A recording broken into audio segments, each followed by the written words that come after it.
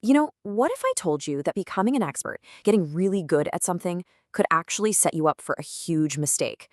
It sounds totally backwards, right?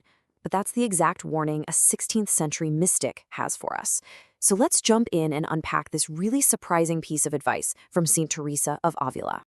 We have this idea about experts, don't we? Whether they're pro athletes or brilliant scientists or, spiritual masters, we figure they've moved way beyond the basics. They're playing in a whole different league.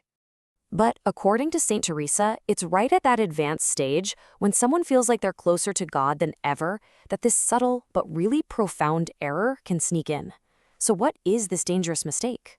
Okay, to really get her warning, we have to understand who she's talking to. This isn't advice for beginners. Nope. She's writing for people who are in a very, very specific spiritual place and are facing a really particular kind of temptation.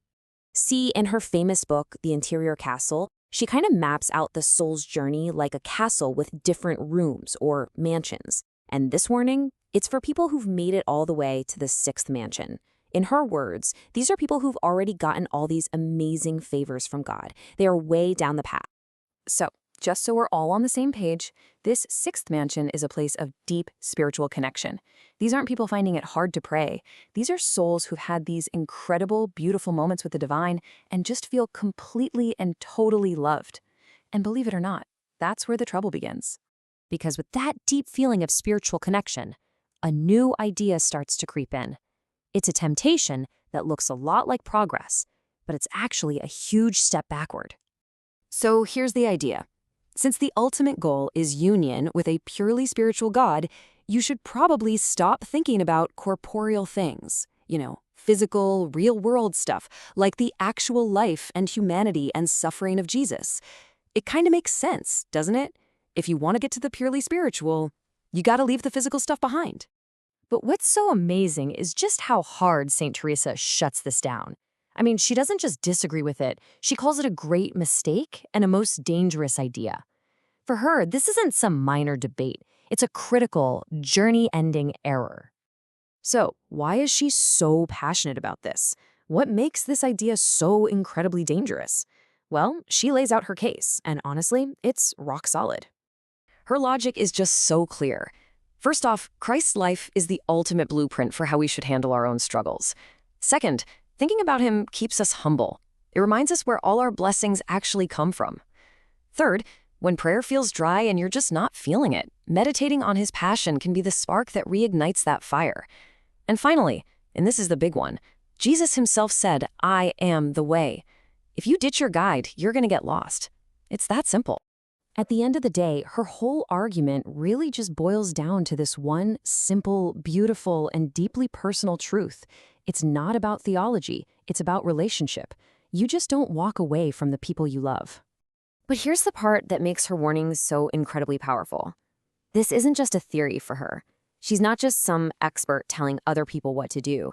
No, she's speaking from her own painful personal experience.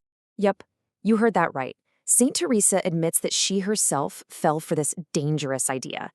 She actually tried to move past meditating on Christ's humanity because she thought it was the more advanced, more spiritual thing to do. And the result? Complete spiritual chaos. That imagery is just, wow. Instead of finding some higher level of peace, she just felt totally lost at sea, like a bird with nowhere to land. She had no anchor. So let's be super clear here. This wasn't some kind of spiritual shortcut. It was a dead end. She says it herself. She wasted a ton of time and made zero progress. The very thing she thought would speed up her journey actually brought it to a grinding halt. So what she learned from her mistake really gets to the heart of her teaching. True spiritual progress isn't about flying away from your foundations. It's about digging your roots deeper and deeper into them. So what's the big takeaway for us? It's that the foundations are not just for rookies. In this case, meditating on Christ's humanity isn't just the starting line you leave behind. It's the anchor for the entire journey.